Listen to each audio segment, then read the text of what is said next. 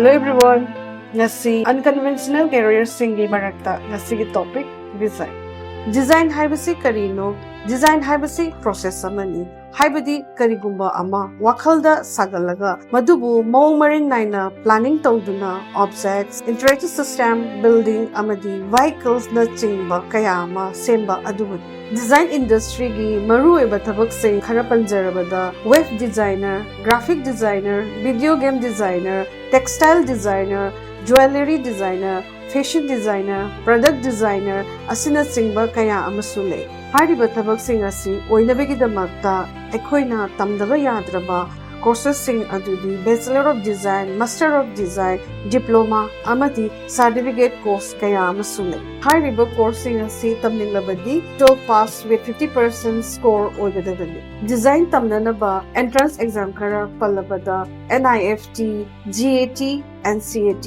NID, DAT asina chingbatsi. Design da career masembada sangraba yadaba skills khara panjarabada creativity, communication skills, problem solving, analytical ability, teamwork skills asina chingba asin. Kanagumba mahirosingna akupa marolgidamakta SS Career Solution da lakpiyu natraga makhada pijariba number asida pau pawbiro.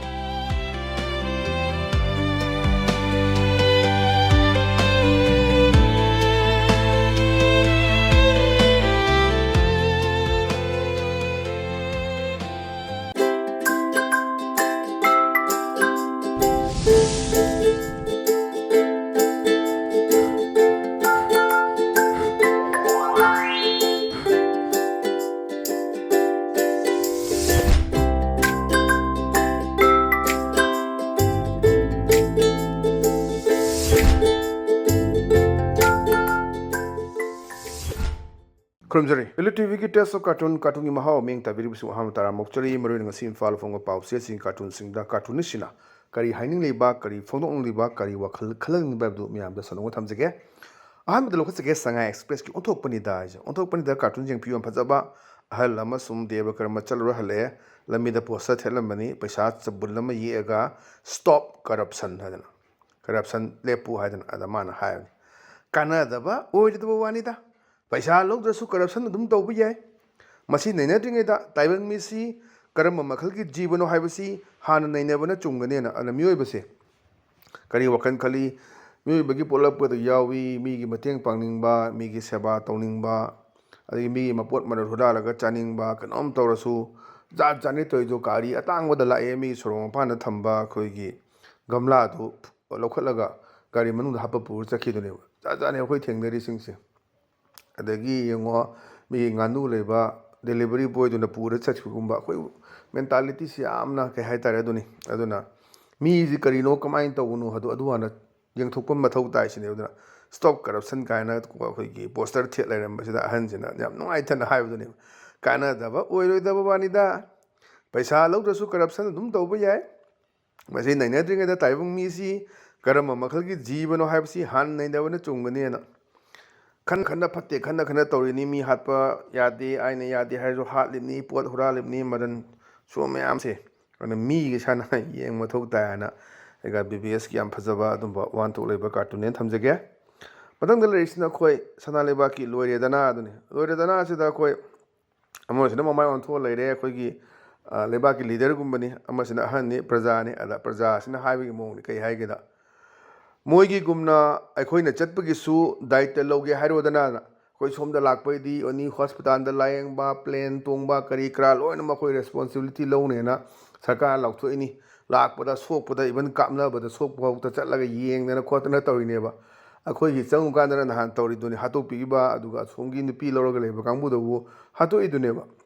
adu handakte lila sanana ba na moi ani changre akoi minungsi lebani thado ini kain tawba hoi Thamoi senga tawbuduni mathau tarisi aduna khoi sumaina leibidi yaroi adani moi haji moigi gumna akhoina chatpagi su daitana loge hairodana haikan amasina khumai kai hagana as adugi wadudi delhi gi watra dadi yaroi hena leader ni ko mamai on tho leise masabutri se kota paijama ga selaga leise khoi leader mo heleni elected aduna hanuna lamain thamakpaduda so adugi wadudi delhi gi watra dadi yaroi hena ꯗꯦꯜꯂꯤꯗ ꯑꯗꯨꯝ ꯇꯧ ꯂꯩꯔꯕ꯭ꯔꯥ ꯍꯥꯏꯕꯒꯤ ꯃꯌꯥꯝꯗ ꯌꯥꯝꯅ ꯅꯨꯡꯉꯥꯏꯇꯕ ꯄꯣꯠ ꯑꯃ ꯎꯠꯄꯗꯨꯅꯤ ꯌꯥꯝꯅ ꯐꯖꯕ ꯀꯥꯔꯇꯨꯟ ꯊꯝꯖꯒꯦ ꯃꯊꯪꯗ ꯂꯩꯔꯤꯁꯤꯅ ꯑꯩꯈꯣꯏ ꯄꯣꯛꯅꯐꯝꯒꯤ ꯕꯥꯂꯨꯍꯦ ꯑꯗꯨꯅꯤ ꯕꯥꯂꯨꯍꯦ ꯁꯤꯗꯁꯨ ꯍꯥꯏꯐꯦꯠ ꯃꯥꯟꯅꯔꯦ ꯍꯧꯖꯤꯛꯀꯤ ꯏꯁꯨꯁꯤꯒ ꯃꯣꯏꯁꯤꯁꯨ ꯑꯃꯨꯛ ꯀꯝꯄ꯭ꯂꯦꯟ ꯇꯧ ꯂꯥꯛꯑꯦ ꯃꯣꯏꯁꯤ ꯃꯣꯠ ꯃꯥꯟꯅꯕꯖꯥꯠꯅꯤ ꯉꯁꯤ ꯆꯥꯟꯅꯔꯨꯕ ꯍꯥꯏꯇꯥꯔꯦ ꯋꯥꯈꯜꯂꯣꯟ ꯃꯣꯏꯔꯣꯝꯗ ꯆꯪꯕꯗꯤ ꯌꯥꯗꯕ ꯑꯗꯨꯒ ꯁꯤꯗꯅ ꯃꯣꯏꯅ ꯂꯥꯛꯄꯗꯤ ꯌꯥꯕ ꯀꯔꯤꯒꯨꯝꯕ ꯁꯦꯄꯔꯦꯠꯀ ꯄꯤꯔꯝꯂꯗꯤ ꯅꯣꯏ ꯁꯔꯀꯥꯔ ꯄꯥꯏꯕꯁꯤꯡ ꯃꯣꯏꯒ ꯑꯁꯣꯝꯗ ꯂꯩꯃꯤꯟꯅꯒꯗꯕꯅꯤꯀꯣꯅ ꯁꯥꯎꯅꯤꯡꯉꯛꯄꯗꯨꯅꯦꯕ ꯉꯁꯥꯏ ꯃꯃꯥꯡꯒꯤ ꯑꯃ ꯑꯩꯈꯣꯏꯒꯤ ꯀꯩꯅꯣꯒꯗꯁꯨ ꯌꯥꯎꯈ꯭ꯔꯦ ꯑꯩꯈꯣꯏ ꯁꯅꯥꯂꯩꯕꯥꯛꯀꯤ ꯊꯤꯝꯒ ꯉꯁꯤꯒꯤ ꯄꯣꯛꯅꯐꯝ ꯊꯤꯝꯁꯤꯒ ꯑꯗꯨꯝ ꯐꯖꯅ ꯃꯥꯟꯅꯔꯦ ꯑꯗꯨꯅ ꯃꯣꯏꯔꯣꯝꯗ ꯆꯪꯕꯗꯤ ꯌꯥꯗꯕ ꯑꯗꯨꯒ ꯁꯤꯗꯅ ꯃꯣꯏꯅ ꯂꯥꯛꯄꯗꯤ ꯌꯥꯕ ꯀꯔꯤꯒꯨꯝꯕ ꯁꯦꯄꯔꯦꯠꯀ ꯄꯤꯔꯝꯂꯗꯤ ꯅꯣꯏꯀꯣ ꯁꯔꯀꯥꯔ ꯄꯥꯏꯕꯁꯤꯡ ꯃꯣꯏꯒ ꯑꯁꯣꯝꯗ ꯂꯣꯏ ꯂꯩꯃꯤꯟꯅꯒꯗꯕꯅꯦꯅ ꯂꯣꯏ ꯇꯥꯊꯣꯛꯀꯅꯤ ꯁꯤꯅꯦꯕ ꯑꯁꯣꯝꯗꯒ ꯂꯩꯔꯣꯅ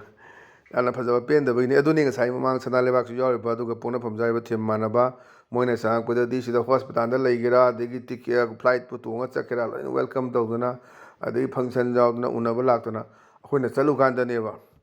ꯕ꯭ꯔꯤꯟꯗꯥꯕꯟ ꯄ꯭ꯔꯥꯞꯇꯤ ꯑꯣꯏꯔꯤꯁꯦ ꯑꯁꯣꯝ ꯅꯥꯀꯟ ꯆꯪꯉꯨꯀꯥꯟꯗ ꯑꯗꯨꯒꯤ ꯌꯥꯝꯅ ꯐꯖꯕ ꯁꯨꯝꯕ ꯋꯥꯍꯟꯊꯣꯛ ꯂꯩꯕ ꯀꯥꯔꯇꯨꯟ ꯊꯝꯖꯒꯦ ꯃꯊꯪꯗ ꯂꯩꯔꯤꯁꯤꯅ ꯑꯩꯈꯣꯏ ꯍꯨꯌꯦꯟ ꯂꯟꯄꯥꯎꯒꯤ ꯑꯁ ꯂꯣꯏꯔꯦ ꯍꯥꯏꯕꯗꯨꯅꯦꯕ ꯌꯥꯝ ꯐꯖꯕꯁꯤꯅꯤ ꯑꯩꯈꯣꯏꯒꯤ ꯗꯦꯕ ꯀꯔꯃꯒꯤ ꯀꯔꯤꯒꯤ ꯃꯌꯥꯝꯗ ꯋꯥꯔꯤ ꯂꯤꯕꯗꯨꯅꯤ ꯋꯥꯔꯤ ꯂꯤꯕꯒꯤ ꯁꯤꯗꯩꯗ ꯑꯩꯈꯣꯏ ꯃꯥꯅ ꯀꯃꯥꯏꯅ ꯂꯤꯔꯛꯀꯦꯅ ꯋꯥꯔꯤ ꯃꯊꯪ ꯂꯤꯔꯀꯥꯟꯗ ꯑꯗꯨꯅ ꯇꯥꯏꯕꯪꯄꯥꯜ ꯑꯁꯤ ꯁꯦꯜꯅ ꯃꯔꯨꯅꯤ ꯍꯥꯏ ꯀꯥꯟꯗ ꯉꯁꯥꯏ ꯄꯩꯁꯥ ꯊꯥꯕ ꯆꯪꯉꯛꯏꯕ ꯁꯤꯅ ꯆꯨꯝꯃꯤꯀꯣ ꯑꯣꯖꯥ ꯆꯨꯝꯃꯤꯅ ꯑꯃ ꯀꯞꯊꯕꯅꯤ ꯁꯦꯜꯁꯤ ꯌꯥꯎꯗ꯭ꯔꯗꯤ ꯌꯥꯗꯕ ꯍꯤꯔꯝ ꯈꯨꯗꯤꯡꯃꯛꯇ ꯁꯦꯜꯕꯨ ꯄꯥꯏꯗ꯭ꯔꯗꯤ ꯍꯨꯏꯅꯕꯨ ꯆꯪꯉꯛꯑꯒ ꯃꯃꯩ ꯍꯥꯏꯕꯤꯗꯦꯗꯣ ꯑꯗꯨꯅꯤ ꯁꯦꯜ ꯌꯥꯎꯗ꯭ꯔꯗꯤ ꯀꯅꯥꯝꯇ ꯂꯩꯔꯣꯏ ꯁꯦꯜꯕꯨ ꯄꯥꯏꯔꯕ ꯃꯔꯨꯞ ꯂꯩꯔꯦ ꯁꯦꯜ ꯄꯥꯏꯗ꯭ꯔꯕ ꯀꯅꯥꯝꯇ ꯍꯥꯏꯅꯔꯤꯅꯤ ꯍꯨꯏꯐꯥꯎ ꯆꯪꯉꯛꯇꯦꯗꯣ ꯑꯗꯨꯏ ꯄꯣꯠꯇꯨꯗꯅꯤ ꯑꯗꯨꯅ ꯋꯥꯔꯤ ꯂꯤꯕꯁꯤꯅ ꯐꯖꯅ ꯀꯥꯝꯊꯔꯛꯄꯅꯤ ꯑꯗꯨꯅ ꯇꯥꯏꯕꯪꯄꯥꯜ ꯑꯁꯤ ꯁꯦꯜꯅ ꯃꯔꯨꯅꯤ ꯑꯗꯨꯃꯥꯏꯅ ꯀꯥꯝꯊꯔꯛꯄꯅꯤ ꯑꯗ ꯄꯩꯁꯥ ꯊꯥꯕ ꯂꯥꯛꯄꯅ ꯍꯤꯛꯊꯅ ꯀꯞꯊꯔꯒ ꯆꯨꯝꯃꯤꯀꯣ ꯑꯣꯖꯥ ꯆꯨꯝꯃꯤ ꯍꯥꯏꯗꯅ ꯀꯞꯊꯔꯛꯄꯒꯤ ꯌꯥꯝꯅ ꯐꯖꯕ ꯁꯦꯜ ꯑꯃꯅꯦꯅ ꯊꯝꯖꯒꯦ ꯃꯊꯪꯗ ꯂꯩꯔꯤꯁꯤꯅ ꯑꯩꯈꯣꯏ ꯄꯤꯄꯜꯁ ꯀ꯭ꯔꯣꯅꯤꯀꯜꯒꯤ ꯋꯤꯠꯇꯤ ꯋꯦꯅꯁꯗꯦ ꯑꯗꯨꯅꯤ ꯋꯤꯠꯇꯤ ꯋꯦꯅꯁꯗꯦꯗ ꯃꯩꯔꯥ ꯄꯥꯏꯕꯤ ꯃꯌꯥꯝꯁꯤ ꯂꯩꯔꯤꯕꯅꯤ ꯀꯃꯥꯏꯅ ꯍꯥꯏꯒꯦꯗ ꯃꯩꯔꯥ ꯄꯥꯏꯕꯤ ꯃꯁꯦꯟꯁꯦ ꯑꯗ ꯑꯃꯅ ꯍꯥꯏꯔꯤ ꯏꯇꯥ ꯋꯤ ꯁꯨꯗ ꯕꯤ ꯚꯦꯔꯤ ꯚꯤꯖꯤꯂꯦꯟ ꯑꯩꯈꯣꯏ ꯌꯥꯝ ꯆꯦꯛꯁꯤꯟꯅ ꯂꯩꯒꯗꯕꯅꯤꯀꯣ ꯗꯤꯁ ꯄꯤꯄꯜ ꯑꯥꯔ ꯚꯦꯔꯤ ꯀꯅꯤꯡ ꯃꯣꯏꯁꯤꯡꯁꯦ ꯌꯥꯝ ꯐꯠꯇꯦ ꯗꯦ ꯋꯤꯜ ꯇ꯭ꯔꯥꯏ ꯇꯧꯔꯛꯀꯅꯤ ꯑꯦꯅꯤꯊꯤꯡ ꯕꯤꯌꯣꯟ ꯑꯋꯥꯔ ꯏꯃꯥꯖꯤꯅꯦꯁꯟ ꯑꯩꯈꯣꯏꯅ ꯈꯜꯂꯤꯕ ꯇꯧꯔꯤꯕ ꯃꯌꯥꯝꯁꯦ ꯁꯤꯒꯤ ꯃꯥꯌꯣꯛꯇ ꯑꯗꯨꯝ ꯇꯧꯔꯛꯀꯅꯤꯀꯣ ꯑꯗꯨꯅ ꯑꯩꯈꯣꯏꯁꯦ ꯆꯦꯛꯁꯤꯟꯅ ꯂꯩꯇꯕ ꯌꯥꯗꯦꯅ ꯑꯩꯈꯣꯏ ꯏꯃꯥ ꯃꯩꯔꯥ ꯄꯥꯏꯕꯤꯁꯤꯡꯅ ꯅꯨꯡꯗꯥꯡꯗ ꯂꯩꯕ ꯃꯗꯨꯒꯤ ꯄꯔꯄꯁꯇꯨ ꯀꯩꯅꯣ ꯍꯥꯏꯅ ꯎꯠꯊꯣꯛꯂꯛꯄ ꯌꯥꯝꯅ ꯐꯖꯕꯁꯤꯁꯨ ꯋꯥꯍꯟꯊꯣꯛ ꯂꯩꯕ ꯀꯥꯔꯇꯨꯟ ꯊꯝꯖꯒꯦ ꯑꯗ ꯉꯁꯤꯒꯤꯗꯤ ꯑꯗꯨꯝ ꯂꯤꯠ ꯇꯤꯚꯤꯒꯤ ꯇꯦꯁ ꯑꯣꯐ ꯀꯥꯔꯇꯨꯟꯒꯤ ꯃꯍꯥꯎ ꯃꯇꯥꯡ ꯑꯁꯤ ꯂꯣꯏꯁꯤꯟꯖꯔꯦ ꯃꯤꯡ ꯇꯥꯕꯤꯔꯤꯕꯁꯤꯡꯕꯨ ꯑꯃꯨꯛ ꯍꯟꯅ ꯈꯨꯔꯨꯝꯖꯕ ꯂꯣꯏꯅꯅ ꯀꯥꯏꯅꯅꯕ ꯌꯥꯊꯪꯖꯔꯤ ꯄꯤꯅꯕꯤꯔꯁꯤ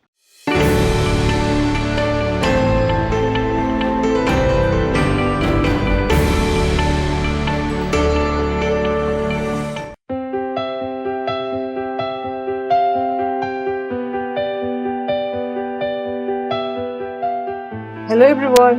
Ngasi unconventional careersinggi marakta ngasigi topic design. Design haibasi karino? Design haibasi process amani. Haibadi karigumba ama wakhalda sagalaga madubu maung maring naina planning tawduna objects, interactive system, building amadi vehicles na chingba kaya ama semba adubu. Design industry gi maruoiba thabaksing khara panjarabada web designer, graphic designer, video game designer, textile designer, jewelry designer, fashion designer, product designer asina chingba kaya amasu lei. Hariba thabaksing asi oinabegidamakta aikoina tamdaba yadraba courses sing adudi Bachelor of Design, Master of Design, Diploma amadi certificate course kaya amasu lei. Hariba coursing asi tamninglabadi 12 pass with 50% score oigadabani. Design tamnanaba entrance exam kara pallabada NIFT, GAT and CAT. NID, DAT asina chingbatsini. Design da career ama sembada sangraba yadaba skills kara panjarabada creativity, communication skills, problem solving, analytical ability, teamwork skills asina chingba asin. Kanagumba mahirsingna akupa marolgidamakta SS Career Solution da lakpiyu natraga makhana pijariba number asida pau pabiro.